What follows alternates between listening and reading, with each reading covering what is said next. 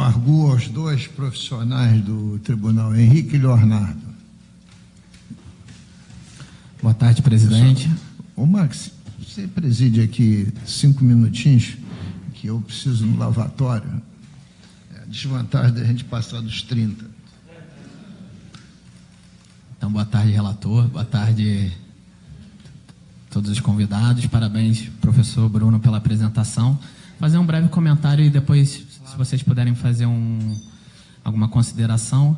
A gente talvez precise viver uma mudança de paradigma nessa processo de condução do programa de industrialização do Estado do Rio de Janeiro. Como a doutora Karine comentou, anualmente a gente perde cerca de 10 bilhões em receita efetiva de arrecadação do ICMS pelos benefícios fiscais.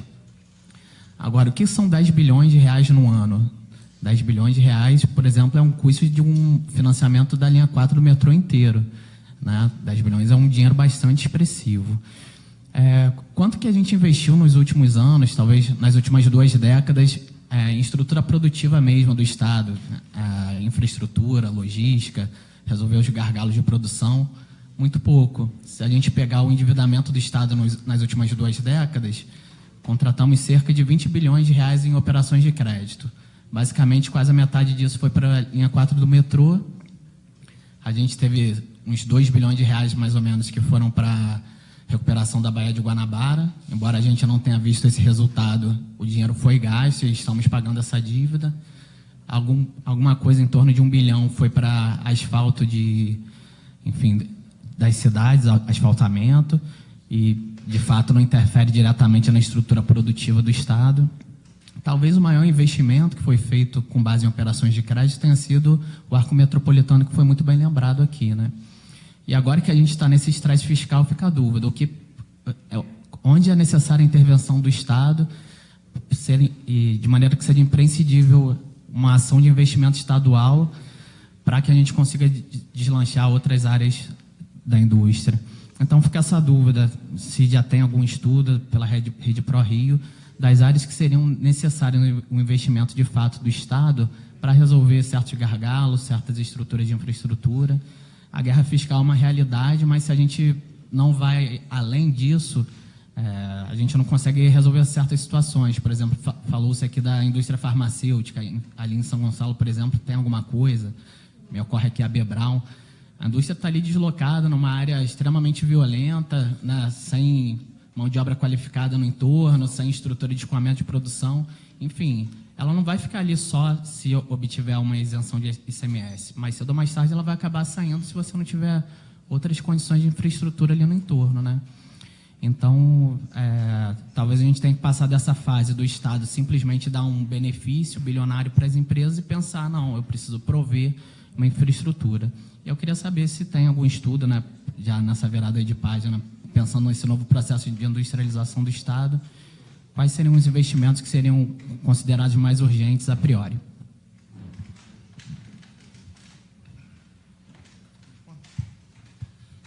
Bem, eu acho que uma coisa que é fundamental aqui, que, aliás, é até uma mudança de paradigma, foi uma palavra que algumas pessoas falaram aqui e poderia ser recomendado dentro da comissão, é que a questão dos incentivos não fossem avaliadas só pelo ponto de vista setorial, mas sim pelo ponto de vista territorial. Você tem que, de fato, gerar territórios produtivos. Não simplesmente você avaliar ali se um setor ou não dá conta de um...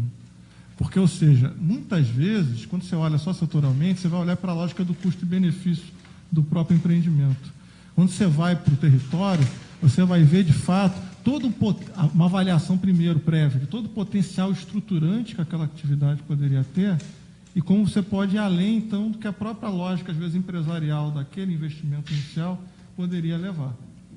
Então, essa discussão que, propriamente, então, olha o território, seria bastante desafiadora, mas também qualificadora, melhor, de fato, os resultados estão sendo colocados.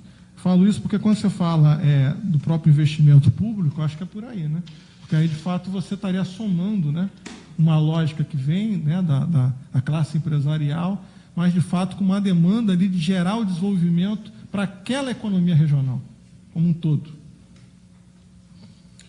Nesse sentido, eu colocaria como desafiador, e não é de uma maneira excludente, né, falar numa região e não pensar na outra, não é esse o ponto, mas é desafiador, porque é onde você combina, é muito próximo, riqueza e misérias, de uma maneira abissal, problemas complexos sociais, de maneira abissal, se chama periferia metropolitana.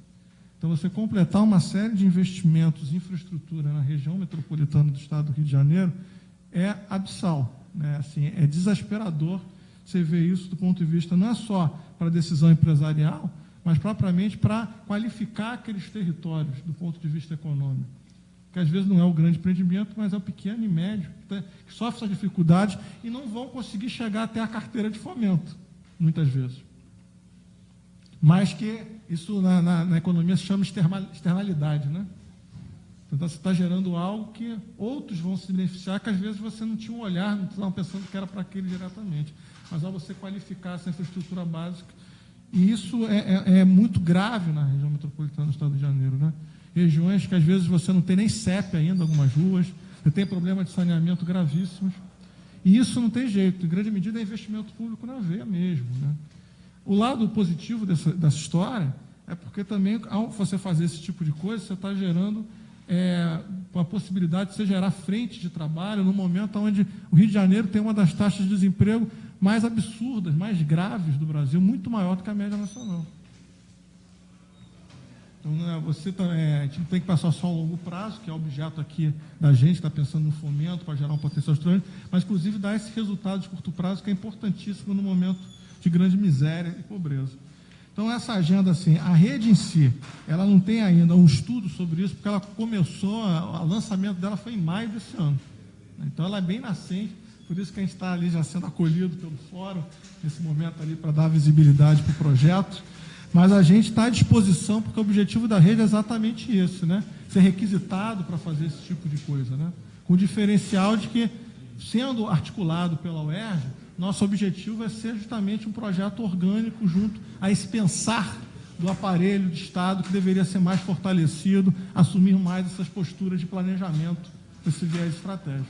Então, não ser uma coisa, não é simplesmente uma consultoria que é contratada, roda um modelo, depois roda esse modelo em outra região, né? É a ideia aqui, de fato, de você ter esse compromisso, porque é da nossa, podemos dizer, não só expertise, mas porque é da nossa, podemos dizer, missão enquanto uma instituição de Estado.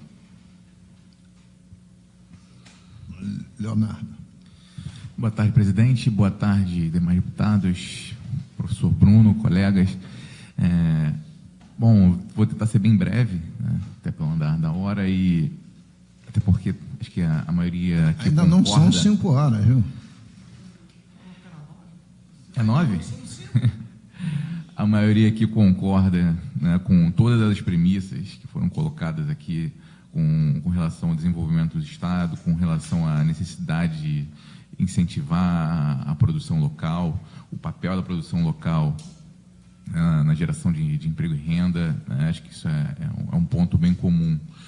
Mas, assim, como a gente estava também falando de planejamento e, dado momento, também a gente conversou que o Rio de Janeiro, né, como Estado consumidor e fazendo pouca frente a esse cenário de produção no Brasil, pensando no planejamento, pensando nas propostas que a gente tem hoje, né, no Congresso, tanto na Câmara quanto no Senado, sobre a reforma tributária, que também é uma mudança de paradigma na forma de arrecadação, e quando a gente coloca que a indústria produtiva tem uma participação baixa no Rio de Janeiro com relação ao ICMS, pelo menos quanto ao que poderia ser, e eu comento sobre essas propostas de reforma tributária porque, né, essas duas principais propostas, elas tiram o ICMS, a cobrança não a cobrança do ISS, né, do ICMS, transformam alguns impostos em um imposto único e, em tese, manteriam a carga tributária. Porém, acho que a grande mudança é a forma de cobrança no destino Então, isso também vai ao encontro do que a gente estava conversando aqui, que a gente precisa estruturar o nosso Estado para receber os incentivos e que precisamos de uma solução para acabar com a guerra fiscal, e essas propostas vão a esse encontro, né? A partir do momento em que você tributa no destino, o Estado não pode mais dar incentivos fiscais, não tem mais por que trazer uma indústria que, por exemplo, de gado para o Rio de Janeiro, ou levar uma indústria automobilística para um polo não consumidor. Acho que a ideia é justamente de trazer... o nome é o Imposto sobre Bens e Serviços, é a tributação sobre o consumo. Então, acho que o Rio de Janeiro tende a ganhar com essa forma de tributação, a princípio, porque é um Estado que consome mais do que produz. Mas, por outro lado, a gente também tem que parar para pensar se é mesmo essa a proposta que a gente quer, é essa a proposta que a indústria quer, à medida que a gente não vai ter mais como fazer essa regionalização. Acho que o interior do país, acho que todos os polos, né, não produtores vão perder a sua articulação, o seu poder de barganha para incentivar a indústria, e o Rio de Janeiro não vai ficar para trás. Então, eu acho que essa é uma questão que a gente tem que considerar. A gente está falando de crise fiscal, de perda de arrecadação por baixa arrecadação, no caso do Estado, de ICMS, da indústria. Então, deixar essa provocação para... Bom, já que as grandes propostas de reforma tributária estão prevendo essa solução para a guerra fiscal, será que é isso mesmo que a gente quer? Acabar com a guerra fiscal, acabar com a possibilidade de incentivo, e, a partir daí, a gente, desenvolvida essa ideia entre a gente poder pensar em brigar e levar para o Congresso, levar os nossos representantes também a defenderem o nosso posicionamento.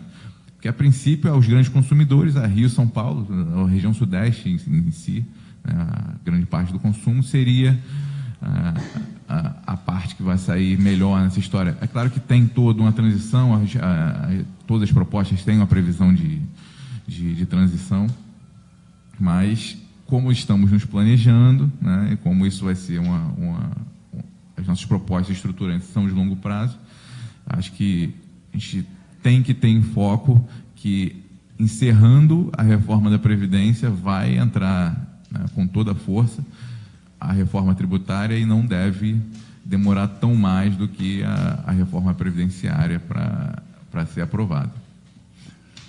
Obrigado, Henrique. Eu só queria informar que a CPI, ao findar, as discussões que aqui estão sendo travadas serão levadas e aprofundadas nas comissões permanentes, principalmente de Minas e Energia, mercado de petróleo e gás, economia, tributação, orçamento.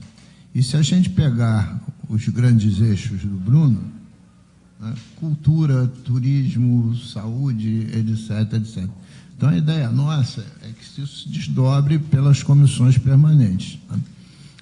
E eu, particularmente, acho que são muitas sugestões de reforma tributária. Até agora, a gente não sabe a que vai prevalecer. A grande dificuldade da reforma tributária, exatamente no Congresso, é ter múltiplas reformas. Não tem uma, tem múltiplas. A reforma dos governadores do Estado é aquela que tem um fundo de equalização, em uma década ninguém vai ganhar e perder nada, e tudo seja tributado no destino, e uma simplificação de alíquotas. Eu acho que o Rio de Janeiro ganha duplamente com isso. Ganha na arrecadação do ICMS,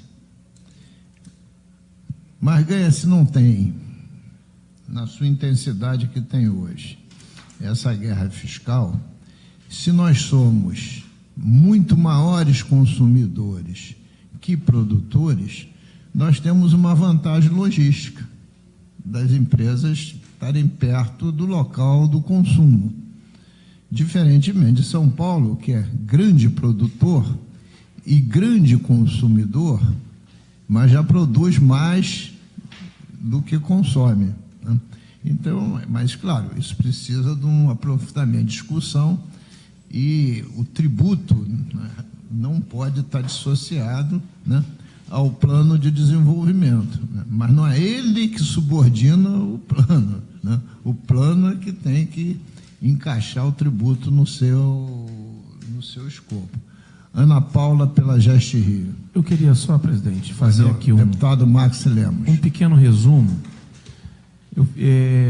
Eu prestei muita atenção no questionamento do Tom Henrique em relação à questão do que se tem estudos ou não tem estudos para que nós possamos retomar o desenvolvimento do Rio de Janeiro. E depois o Leonardo colocou justamente o questionamento do enfrentamento da guerra fiscal. Eu queria deixar, só para fazer constar e que a gente possa utilizar no nosso relatório posteriormente, e eu acho que de forma grifada, inclusive, como sugestão para o futuro, que ao enfrentar a guerra fiscal, que hoje é o grande problema hoje, o Rio de Janeiro acaba tendo que se encaixar, principalmente nas nossas divisas aqui com o Espírito Santo, São Paulo e Minas, a legislação existente para poder tentar se firmar, ou pelo menos manter aqui algumas empresas, diferentemente de uma série de incentivos que foram autorizados, que nós sabemos que tiveram aí os seus problemas, mas na grande maioria foi para enfrentar realmente a guerra fiscal. Não estou aqui falando do que foi cometido de ilicitude, isso nós já sabemos, o que não se sabe está sendo apurado, obviamente. O correto é que se suspenda o que foi feito de forma ilícita. Mas eu queria deixar aqui para que faça constar nos análises da nossa CPI, até para a utilização no nosso relatório, que depois do enfrentamento dessa guerra fiscal, nós haveremos de enfrentar no Rio de Janeiro e conseguir recursos para isso, para enfrentar o problema de infraestrutura, que é seríssimo, problema seríssimo no Rio de Janeiro. As estradas na região metropolitana estão muito destruídas, no interior do estado já acabaram. Então nós temos um problema de infraestrutura seríssimo, e me parece que ambos, tanto Leonardo e o Henrique, quiseram tocar nesse tema também como uma questão. Então é seríssimo o nosso problema de infraestrutura, por mais que se faça um investimento aqui ou acolá. Segundo, me parece o maior enfrentamento hoje é o da segurança pública, que nós estamos vendo todos os dias as empresas deixarem o Rio de Janeiro por essa questão. Não é simples. Hoje, onde não vai embora, já se tem notícia de empresas de ter que estar pagando pedágio ou por um tipo de criminalidade ou pela outra. Ou paga para o tráfico ou paga para a milícia. E isso vai afugentando, então nós temos também que recuperar essa questão da infraestrutura, especialmente da segurança, se é que nós queremos recuperar o crescimento do Estado do Rio de Janeiro. Não é uma questão simples a ser enfrentada, mas isso precisa fazer constar. Eu acho que essa CPI tem o papel de nortear o futuro, e uma das coisas que nós precisamos recomendar de forma muito efetiva, efusiva, é essa questão da infraestrutura e da questão da segurança pública, que é uma questão muito séria. E com a experiência que eu tive os anos que fui prefeito, da atração de investimentos para a Baixada, e agora a gente vê perder empresas. Por exemplo, você pega em Nova Iguaçu, a antiga Niege, né, a L'Oréal adquiriu, procurou manter, em um determinado momento, decidiu, vamos fechar as portas. A produção acabou, a distribuição continua, mas a produção acabou, são 600 empregos. E isso está acontecendo nas médias, então, o Bruno estava colocando aqui, eu fiquei observando, as pequenas e médias, então, em larga escala, que não tem possibilidade de ir para a sua planta produtiva ou em São Paulo, ou em Minas, ou no Espírito Santo, estão simplesmente fechando. A situação ela é extremamente grave e eu queria só fazer essa colocação para que a gente possa ter isso de forma clara, transparente, que depois de enfrentar a questão da guerra fiscal, teremos um problema de infraestrutura muito sério para enfrentar no Rio de Janeiro. Sem dúvida nenhuma, só não vamos discutir na segurança pública a teoria do sniper, uma teoria nova, muito em voga. Tal. Até porque senão tinha que ter milhares de